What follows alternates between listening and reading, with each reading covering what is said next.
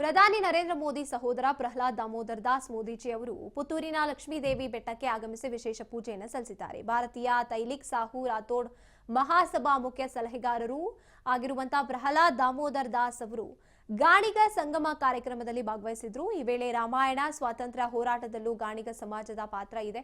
ಇಂಥ ಸಮಾಜ ಇವತ್ತು ಮತ್ತೆ ಬೆಳಗುವಂತೆ ಮಾಡಿದ್ದಾರೆ. ದೇಶಾದ್ಯಂತ 14 ಕೋಟಿಯಷ್ಟು ಗಾಣಿಗ ಸಮಾಜದವರಿದ್ದಾರೆ. ನಾವು ಮನಸ್ಸು ಮಾಡಿದ್ರೆ ದೇಶಕ್ಕಾಗಿ ಏನ್ ಬೇಕಾದ್ರೂ ಮಾಡಬಹುದು ಅಂತ ಪುತ್ತೂರಿನಲ್ಲಿ ಪ್ರಹ್ಲಾದ್ ದಾಮೋದರ್ ದಾಸ್ ಮೋದಿಜಿ ಭಾಷಣ ಮಾಡಿದ್ದಾರೆ.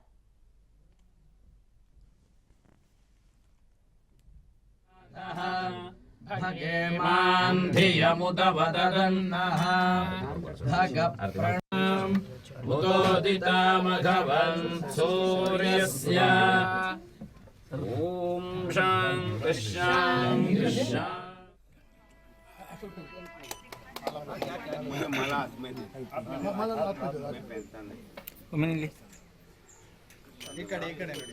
ಇಲ್ಲಿ ನೋಡಿ ಪ್ರಸಾದ್ ಅವರಂತಲೇ ಪ್ರಸಾದ್ ಪ್ರಸಾದ್ ಪ್ರಸಾದ್ ಅಂತಲೇ